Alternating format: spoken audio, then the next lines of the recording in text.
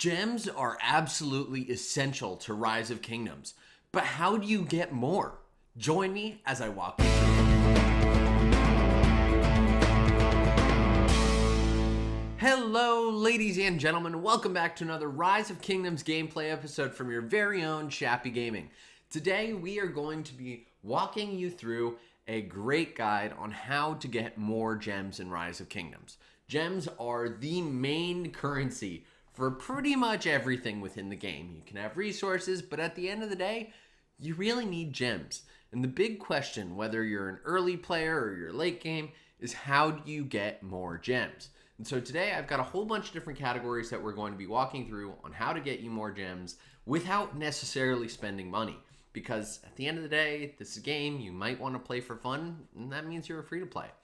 So, the first way that we're going to be talking about how to get new gems is through different alliance events. So the first event that we're going to be talking about is everyone's favorite, and that is Ark of Osiris. So if we come over here to rules and we go to rewards, you can see that members of a winning alliance will receive the following rewards just for being in an alliance. You got 500 gems there if you win and 200 if you lose, which, is pretty good. And if you do win and you have over 10,000 points, which I think is pretty doable in most instances, you'll get another 2,000 gems plus 10 gold heads. Love to see it. And even if you do lose, you get about 1,000 gems. So if you win here, the total is that you get 2,500 gems, which is huge. And if you lose, then you only get about 1,200. I will be going with a monetary kind of value of gems that we get within this shop. So if you come to the gem store, you can see that just about $5 equals 1,000 gems. So that's how you're going to know that something is a good deal or something is not such a good deal. In this instance, just by playing Ark, you're saving yourself about $5, which, I don't know, I think it's pretty nice. The next way that you can get gems is through Karuak bosses. So as you guys know, Karuak is going on right now, or you may not because you might be watching this later. If so, do be sure to hit that subscribe button right over there, bottom right hand corner, and hit the bell so you get notified when new episodes come out. In the Karuak ceremony, you can get alliance gifts of gems. And so the way this actually works is if we just click through here, and I am playing on Hell, and I would advise that you are too. Most of the time you will be, so this is kind of what I'm going to go off of. But as you can see here, in the individual rewards here, you can actually get gems. But what it doesn't show you is that you can get gems from sub-levels too. So in this one, it looks like you can only get gems from the best boss. It's not so. But the maximum gems that you can get from the best boss is 1,000 gems. But I just did it, so I saved it for you guys to walk you through it.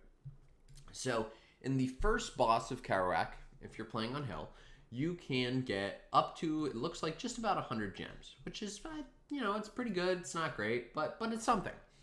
In the second boss of Karuak, you can get 200 gems. Let's see. Can you get more than that?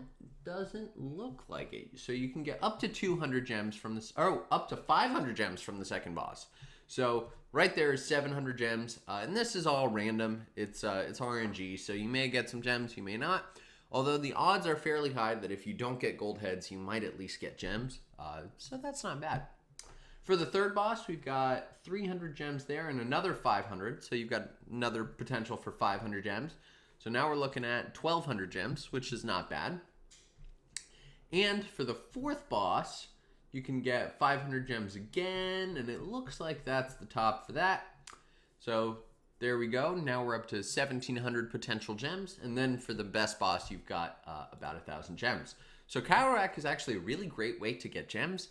Even if you don't get the gold heads, and this is just from bosses. I will be going through the different individual event rewards, but since we're already on Karuak, I might as well show you guys that for the individual rewards, you can get up to 2,000 gems from completing the Karuak ceremony, and I can show you guys the occult treasure as you go through, but you will also get an additional 100 gems simply for completing it, so you get the reward at the end of this, and you get the major reward, which is those 2,000 gems, which monetarily is huge. Again, that's close to about $10 that you would otherwise be spending on gems.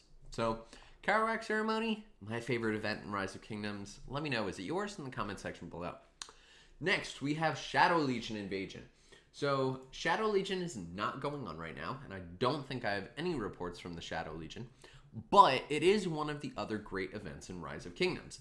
And you can actually get up to 1,200 gems from the Shadow Legion. So let me see. I don't think that I can see this. You guys can see that I zeroed someone here. Nope, no Shadow Legion here. So you can get great rewards from Shadow Legion, and you can get up to just about, I think it was 1,200 just from defending your city. So definitely another great event. And the last alliance event that we're going to be talking about is Silk Road.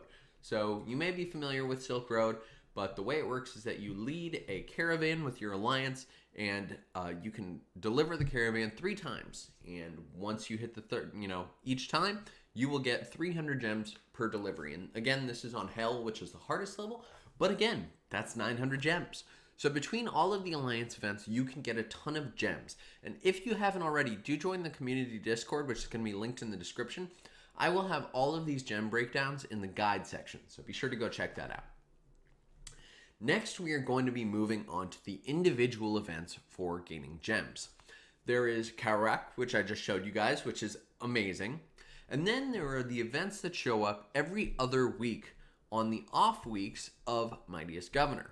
And that is Tiles and Bricks, which will give you 650 gems, and you get rewarded for upgrading buildings, building power. Academic Elite will give you 1,300 gems, which is research speed. And if you've maxed your buildings and maxed your research, you'll get these for free, which I love. And the third one is Overwhelming Strength, which is increase of training power, and that is 1,300 gems, and that's fairly easy to do as well.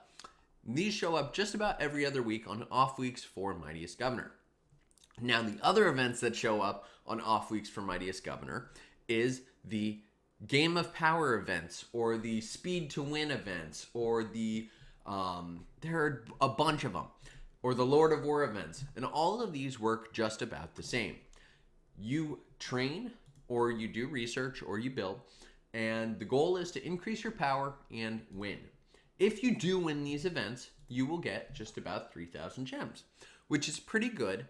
You can see what you can place otherwise. Rank 2 is 2,000 gems, rank 3 is about 1,000 gems, and then it goes downhill from there.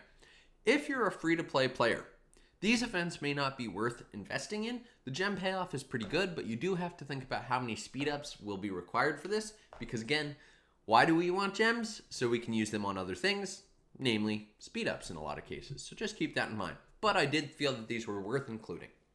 Now, the other event that I'm going to cover that has great rewards, but again, may not be worth, is Mightiest Governor. So the Mightiest Governor event is great for free gems if you just do the bare minimum every day. I believe you can get about 100 gems every single day, so that's 600 gems total without competing in Mightiest Governor. That's just doing a little bit of training, a little bit of gathering, a little bit of barbing, etc., which is great. But if you win, you also get a bunch of gems. But again, if you're a free-to-play, it's really not worth it. It doesn't pay off. That's just my personal opinion. If you disagree, let me know in the comment section below. I'd love to have a conversation about it. Now, the next event that I feel is an honorable mention is the special events. So we get the 7,000 gem event, which is a spending gem event. Shappy, what are you doing? I thought we're teaching you how to get more gems. No. I promise. The holiday event, you can spend 7,000 gems on, but you will get 5,500 of those back. And the reason that this event is worth mentioning is because A, it is the best event for gold heads in the game. And it only costs you 1,500 gems to do the whole event, and you still get 5,500 back. So I thought this was worth mentioning because you can get a bunch of gems from it, especially if you complete it. And if you're talking about being a free-to-play or low spender, it's worth it for you. Now, I know, the number one way to get gems, the elephant in the room, spending money. So, you can spend money on gems. Now, there are a couple places I would recommend you put your money though. First off, don't buy this. The first purchase double gems is fine if you want. Realistically, the gem store is the worst value in the game for gems. So if you're in need of gems, don't buy them here. You can buy them from super value bundles and the occasional holiday bundle, and typically they're the fair value, but as you can see here, $5 for 1,050 gems. If we go to the gem store, $5 for 1,050 gems. but you don't get all the other stuff. So gem store, not worth it. But where you should be spending your money is on the 30-day gem supply. You'll get 2,200 gems, which is the value of a $10 gem bundle, as we can see from the gem store if we go over here. And you'll get 650 gems every day for a total of 19,500 gems in a month, which is by far the best way to get gems if you're spending money in Rise of Kingdoms. If you then combine this with the daily, just completing your quests, that's 750 gems a day, which is, I think, totally practical in a game like Rise of Kingdoms. So this is going to be my first recommendation. If you are also spending money, there's the Growth Fund, which I'll pull up here in just a sec. The Growth Fund rewards you for building your account up to City Hall level 25, and you get a ton of gems from that. I think it's 90,000 gems or something ridiculous for that. That is about $15, and if you're a spender, it's the best bundle in the game to buy, and you can only buy it once. Now, there are a couple of other good bundles, though, that I feel are worth mentioning. One of these is Lucerne Scrolls. So if you play Rise of Kingdoms and you're fairly active, you're actually going to complete most of these quests without any problem. And you can get a bunch of gems from this. You got 200 gems there, got 400 total now, and you get 600 total. Oh, look, 2,600. And at this point, you are already over the value that you would have otherwise been getting from buying any other bundle in the game. Because remember, $5 gets you only 1,000 gems. Well, here we are at 2,600. And this does not even include the remainder. There we go, 2,800. 3,000 something. So as you can see, Lucerne is a great value if you're a spender in this game. Highly would recommend you buying it if you're active and you're playing every day. There are also bonuses like you get the VIP points, you get gold heads, and if you're a spender, you can unlock the Vanquisher bundle by combining the blueprint at the end. So that's how I would recommend you go if you're going to be spending money. And again, I'll be changing to an account right now that I have not bought the Growth Fund, just so I could show you guys. Now, there are a couple of other ways to get gems that I have not mentioned thus far. The first of those, which I think is by far the most important and potentially the easiest in everyday playing of the game, is through Barbarians. If you look over at a barb here, you can see that for every Barbarian, you have potential rewards of, 20 gems, which is great. And this does get higher depending upon the level of Barbarian. So let's see if we could find a level 25 Barbarian. Let's see. There we go. Level 25 Barbarians will give you 30 gems per time, potentially. These are randomized as well. Typically, if you are in the home kingdom, the odds are very high that for a 5-march swarm of a Barbarian, you'll get at least 30 gems, which means that Barbarians are one of the most profitable ways to get gems in Rise of Kingdoms.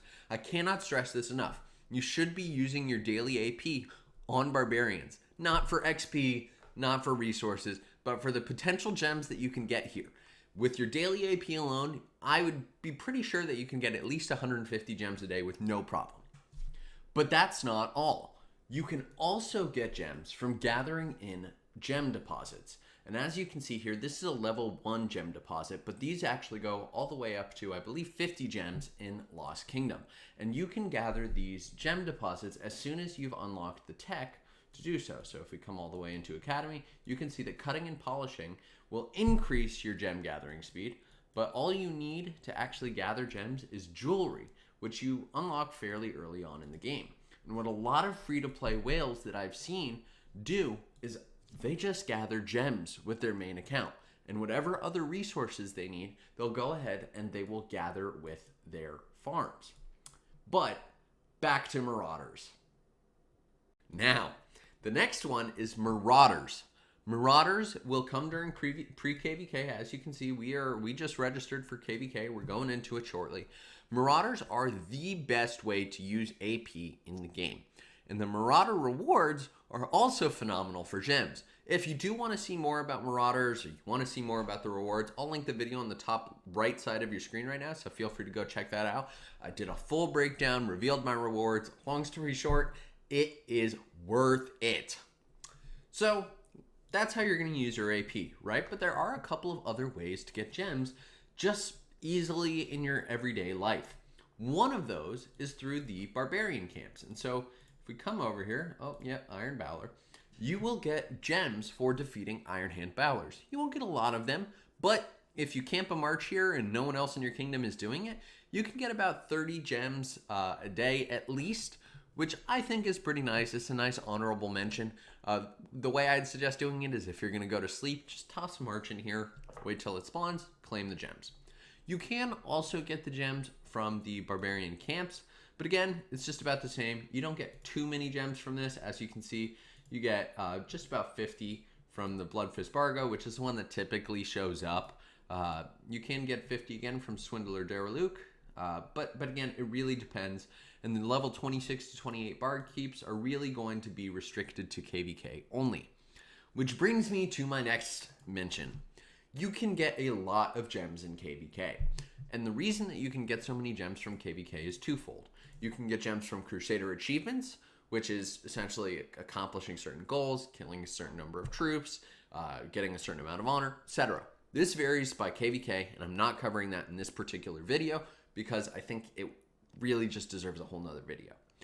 But you can get a bunch of gems from occupying structures as well. So Crusader camps or ruined Crusader forts or circles or Herions, etc. And that's one of the reasons why it's great to be in coalitions or one of the main alliances in your kingdom, because you don't have to do anything. You just get free rewards, which I think is pretty nice. And you can see these rewards again in home kingdom as well with any of these structures. The Shrine of War, you'll get a certain amount of gems, etc. when you're going through early on in the game. Now, you heard me mention earlier that you can get gems from daily rewards, and you can. You can get 100 gems every day simply from completing your daily rewards. And there are a couple tricks to this. So, A, you should be using buffs every day, and if you've completed your expedition shop, you will get enough keys to open 8 silver keys in the tavern. Now, the one challenge here that a lot of people run into, and this is a little secret that I'll let you in on, is actually just completing this every day without problems. Upgrading buildings in your city one time, you can actually drop a palm frond, and let's see if I can show you guys now.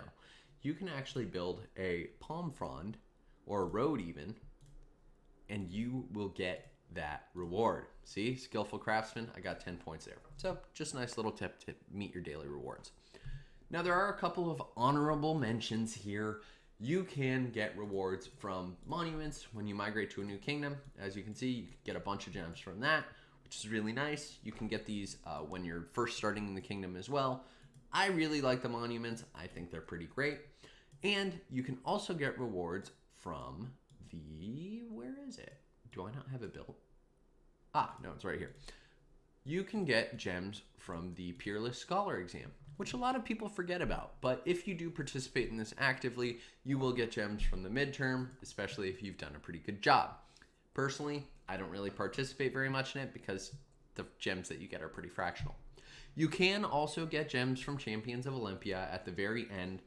You won't get them within here, but if at the end of a season, as you can see, this one ends October 30th, you will get rewarded with a certain set of gems, which is pretty nice, I think. I hope that this has been helpful for everyone who's wondering how to get gems in Rise of Kingdoms. If you've enjoyed, do be sure to hit that subscribe button right over there, bottom right-hand corner. Hit the bell so you get notified when new episodes come out. Thank you. Again, all of this will be linked in the community Discord, link in the description. Shappy out.